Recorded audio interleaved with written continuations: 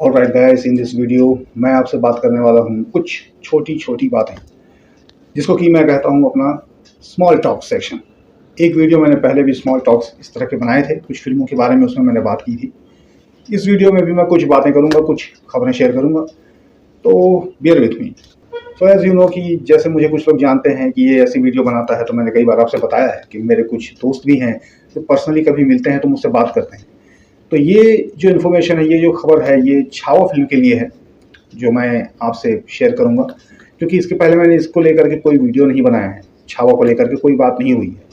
तो मेरे दोस्तों ने मुझसे पूछा कि यार, you are action movie lover and Chhaava जैसी मूवी तूने कैसे मिस कर दी, उसको देखने तू क्यों नहीं गया, या उसके लिए कोई बात तूने क्यों नहीं की। तो उस बात का जवाब मैं इस वीडियो में देता हूँ कि मैंने छावा को क्यों स्किप किया, क्यों मैं देखने नहीं गया। सबसे पहली बात तो दोस्तों ये है कि छावा जो कहानी है, वो कहानी जो इन लोगों ने दिखाई है, ये पूरी तरह से इसको कह सकते हैं कि ये रियल कहानी है, ऐसा हम नहीं कह सकते। ये एक फिक्शन है जिसके कि डायरेक्टर ने खुद इस बात को माना है, क्योंकि उन्होंने फिल्म के अंदर में कुछ ऐसा दिखाया था जिसको लेकर के जो कहना चाहिए, जो रियल जो लोग हैं वो थोड़ा ऑफेंड हुए उसको लेकर के, और उनके ऊपर शायद केस वेस भी किया, जिसको लेकर के बाद में डायरेक्टर ने ये एक्सेप्ट किया कि नहीं, मैं फिक्शन दिखा रहा हूँ, पूरी तरह से मूवी जो है वो रियल नहीं है। तो मैं ये कहता हूँ दोस्तों कि ऐसे में किसी भी ऐसे फिल्म का महत्व ही क्या रह जाता है। बहुत सारे लोग, जैसे कि मैं अपनी भी बात करूँ, जो मूवीज से सीखते हैं और कहीं चीज़ को देख करके सीखते हैं। हम लोग we are not so interested in study. पढ़ने लिखने में बहुत सारे लोगों को इंटरेस्ट नहीं होता, वो अपना ज्ञान मूवी से लेते हैं या और कहीं से लेते हैं। मैं भी उनमें से एक हूँ। अब अगर जो आज जो जनरेशन है वो देखेगी जो मूवी, अब उसको लगेगा संभाजी महाराज के बारे में यदि कहीं बात निकलेगी तो उसको लगेगा कि छावा मूवी में मैंने जो कहानी देखी थी वही वो रियल कहानी, ठीक, जो कि एक्चुअल में नहीं है, क्योंकि डायरेक्टर ने उसमें लिबर्टी लेकर के अपने हिसाब से फिक्शन डाल दिया, कुछ भी कहानी बना के डाल दिया। तो ये जो बात है ये मुझे बहुत गलत लगती है। मैं कहता हूँ कि आप इतिहास के बारे में दिखाते हैं तो वही दिखाइए जो उस समय हुआ था। आप जितना भव्य उसको दिखा सकते हैं दिखाइए, अच्छे से दिखाइए। थोड़ी बहुत एक्शन वगैरह में लिबर्टी लीजिए कि आप, क्योंकि रियल कौन देखने गया है कि लड़ाई किस तरह से हुई थी, तो आपको बनाना ही पड़ेगा। लेकिन जो स्टोरी चली है, जो एक्चुअल बातें हैं, वो तो कम से कम ऑडियंस के सामने में आए, वरना इस फिल्म का कोई मतलब नहीं रहेगा। तो एक रीज़न तो ये था।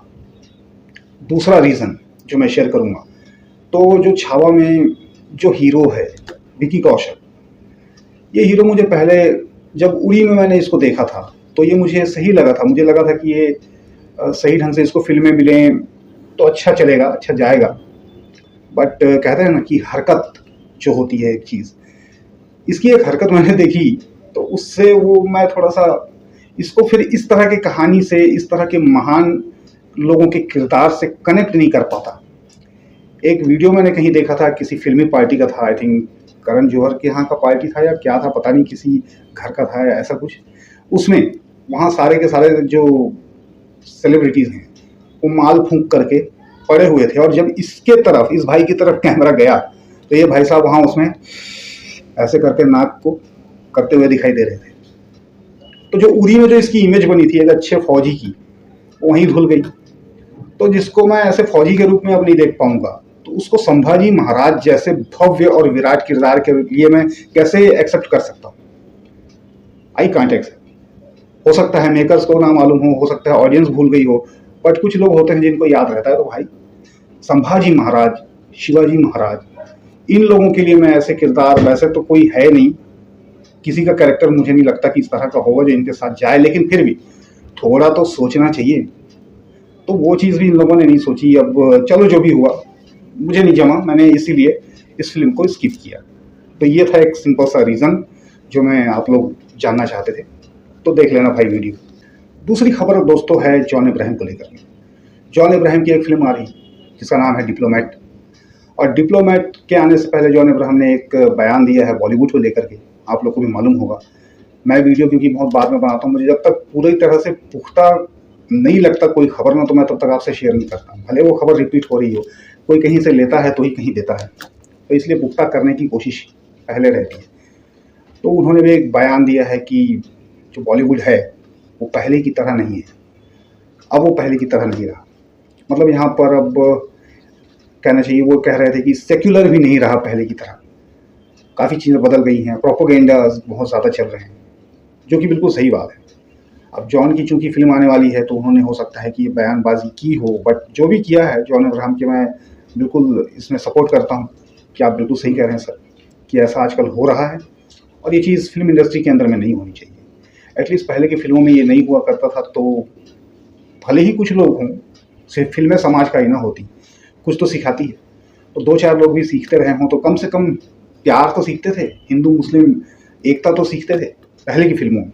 अब आजकल तो हीरो ही फिल्म में हिंदू मुस्लिम करने लगा दोस्तों, तो पब्लिक आम जनता क्या सीखेगी, जिसको कि वैसे ही डायरेक्शन देना पड़ता है आज भी, जो आज भी अपना यूज़ नहीं करती ब्रेन। क्या कह सकते हैं। तो जॉन इब्राहिम इस बारे में बिल्कुल सही है।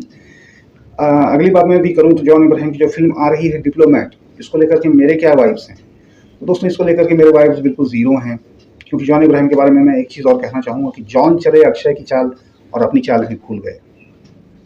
जी हाँ, जॉन इब्राहिम की भी मैंने लास्ट फिल्म जो अच्छी मुझे लगी थी, सबसे अच्छी मैं जिसको कि कहूँगा, वो थी सत्यमेव जयते 1। एंड फिर मुझे लगी थी पागलपंती। भले ही वो फिल्म लाइट हार्टेड ऐसी कॉमेडी थी, शायद हिट ना हुई हो, पता नहीं, बट उसके अंदर एक बहुत अच्छा आखिरी में मैसेज भी था और बहुत अच्छी, मुझे ठीक लगी, कोई प्रॉब्लम नहीं। बाकी जॉन अब्राहम को लेकर के मैं ये कहना चाहूँगा कि आप भी धीरे धीरे एक जगह स्टक होते जा रहे हैं, अटकते जा रहे हैं। बार बार कहीं ना कहीं से आपकी फिल्मों में भी ये देशभक्ति दिख रही है, बार बार वो रिपीट होती है, तो सर देखिए प्रॉब्लम हो जाती है। और मैं ये कहना चाहूँगा कि आप भी अक्षय कुमार की तरह, सनी देओल जैसे कि एक ज़माने में थे, आज भी हैं, तो इस तरह से आप भी वही कैटेगरी में फंसते जा रहे हैं। तो मैं कहूँगा इससे निकलिए, कोशिश कीजिए। मैं अपने पसंद की बात करता हूँ हमेशा, तो इस बार भी कहूँगा कि जॉन इब्राहिम को ट्राई करना चाहिए। थ्रिल, हॉरर, सस्पेंस, एक्शन, और ऐसा जो कि पूरी तरह से कमर्शियल हो, जिसमें कोई ऐसा लेक्चरबाजी, कोई ऐसा ज्ञान, कोई ऐसा कोई चीज़ ना हो, शुद्ध रूप से वो एक एंटरटेनमेंट हो, बस और कुछ नहीं। कॉमेडी आप कुछ फिल्मों में आते हैं, अगर ये उसमें एक्टर हैं तो आप कॉमेडी में आइए, अदरवाइज अकेले कॉमेडी फिल्मों को अपने कंधों पर लेने की गलती ना करें, क्योंकि कॉमेडी आपके ऊपर सूट नहीं करती। आपकी जो पर्सनैलिटी है वो कॉमेडी के लिए मुझे नहीं लगती, वो एक्शन के लिए लगती है, या अगर जो जोनर मैंने बताया है उसके लिए लगती है।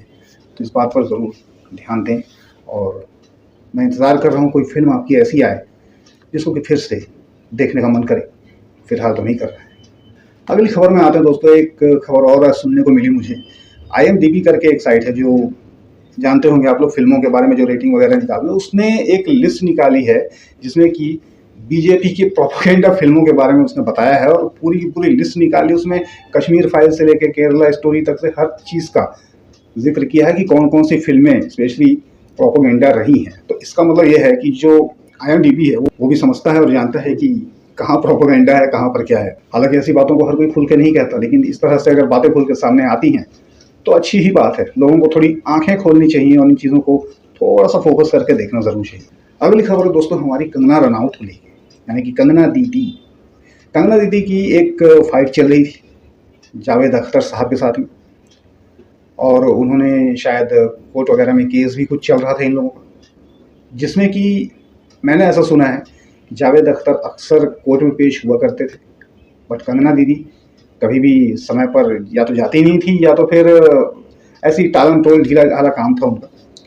टकरा तो वो गई थी, लेकिन बाद में उनको मुंह की खानी पड़ी। आखिरी में कंगना दीदी केस हार भी गई, उनको सुलह करना पड़ा, और साथ ही जावेद अख्तर को सॉरी भी कहना पड़ा। होता है, ज़्यादा ही लोग तो कभी कभी गिर भी जाते हैं। अगली बात जो मैं शेयर करने वाला हूँ वो है सलमान भाई के लिए, यानी कि सलमान भाई की जो फिल्म आ रही है सिकंदर, इसके बारे में। क्योंकि इसके बारे में भी मैंने कोई बात नहीं की थी, जब से ट्रेलर टीजर इसके निकले तब से लेके अभी तक मैंने कुछ भी नहीं कहा था। क्योंकि पहले, ईमानदारी से यदि मैं कहूँ तो पहले जब मैंने इस फिल्म का नाम सुना था, इसमें सलमान खान आ रहे हैं, सुना था, तब मुझे ऐसी कोई वाइब नहीं आई थी कि मैं इसको देखने जाऊँ या इसके लिए इंटरेस्टेड लगूँ। But after watching teaser and trailer मेरा इंटरेस्ट बढ़ गया है, और इस फिल्म को मैं बिल्कुल देखना चाहूँगा। इट्स बीन लॉन्ग टाइम कि मैंने सलमान खान की भी कोई फिल्म शायद नहीं देखी। मैंने उनकी लास्ट फिल्म जो मुझे अच्छी लगी थी, फिल्म वॉज फ्लॉप लेकिन मुझे अच्छी लगी थी, उनका रोल मुझे अच्छा लगा था, वो थी अंतिम। एंड सलमान खान के साथ में एक चीज़ ये भी होती है कि क्योंकि ये बॉलीवुड में इकलौते ऐसे एक्टर हैं जो हर किसी को देखने के लायक फिल्म लाते हैं, हर किसी के देखने के लायक। वरना कहीं ना कहीं बाकी एक्टर फंस जाते हैं, लेकिन ये इस तरह से लाते हैं और पूरी ऑडियंस इनकी फिल्म को देख सकती है। तो सलमान भाई कॉमेडी भी लाते हैं, वो लव स्टोरी भी लाते हैं, वो फैमिली ड्रामा भी लाते हैं। तो जो जोनर मुझे पसंद नहीं आते वो मैं नहीं देखता, आप लोग मुझे अच्छे से जानते हैं। एक्शन मुझे पसंद है, पर उसमें भी मैं चूज़ करके देखता हूँ, कुछ मुझे लगता है तो ही जाता हूँ। तो सिकंदर ये फिल्म है जो कि मुझे लग रहा है कि मुझे देखनी है, और मैं जाऊँगा और उसके बारे में फिर आपको बाद में बताऊँगा। एंड हमारी लास्ट खबर है दोस्तों अक्षय कुमार को लेकर के। अक्षय कुमार जिनके भी फिल्मों में आजकल बहुत लफड़ा चल रहा है बॉस, लेकिन उनकी जो मूवी आ रही है वेलकम टू जंगल, उसका मैंने एक ट्रेलर टीज़र कुछ देखा था। उसमें अक्षय कुमार का जो लग रहा था रोल, अब मैं ये नहीं कह सकता दोस्तों कि पूरी फिल्म में वैसा होगा या नहीं, मगर जो भी मैंने पार्ट देखा उसमें अक्षय कुमार मुझे अपने पहले वाले अंदाज में दिखाई दिया है, पहले जैसा कुछ वाइब आया मुझे, तो मुझे वो देखकर बहुत अच्छा लगा। तो उस फिल्म को देखने के लिए भी मैं थोड़ा इंटरेस्टेड हो रहा हूँ, लेकिन फिर भी 50-50 मैं इसके लिए बोल पाऊँगा अभी से। बाकी मैं देख के ही बता पाऊँगा कि ये 100% खरी उतर पाएगी या नहीं। थोड़ा सा डाउट मुझे इसलिए है क्योंकि इस फिल्म के अंदर में बहुत सारे किरदार हैं, बहुत सारे बड़े स्टार हैं। अब ऐसे में होता ये है दोस्त कि डायरेक्टर जब इतने सारे लोगों को एक साथ ले लेता है तो सबको अच्छे तरीके से, मतलब वो पैकेजिंग तो आपको अच्छी लगेगी, नाम सुन के इसमें ये भी है, इसमें ये भी है, इसमें ये भी है, लेकिन जब आप मूवी देखने के लिए जाते हैं तो कहीं ना कहीं फिर आपको लगता है कि यार नहीं, बड़े बड़े लोगों को लिया ज़रूर लेकिन छीछा लेदर हो गया, किसी को ठीक से स्पेस नहीं मिला। तो उस तरह से यूज़ करना उन लोगों को, सबकी कहानी को स्टेब्लिश करके दिखाना, सबके किरदारों को दिखाना, कौन क्या था, क्यों था, कैसे था, ये अपने आप में मुश्किल है। तो देखना है कि इस फिल्म को बनाने वाले इसको कैसे बनाते हैं, कैसे प्रेजेंट करेंगे, ये इंटरेस्टिंग होगा। तो मैं उसके लिए वेट कर रहा हूँ। फिल्म देखने की वाइब तो आ रही है अक्षय कुमार की उस अंदाज को देखकर, मुझे लग रहा है कि शायद थोड़ा फन अगर क्रिएट हो गया तो अच्छा ही है ना। वैसे भी लाइफ में बहुत स्ट्रेस है, टेंशन है। तो ये थी आज की इस वीडियो में सारी बातें हमारी। मैं फिर मिलूँगा अगले वीडियो में, तब तक करना इंतज़ार। Take care.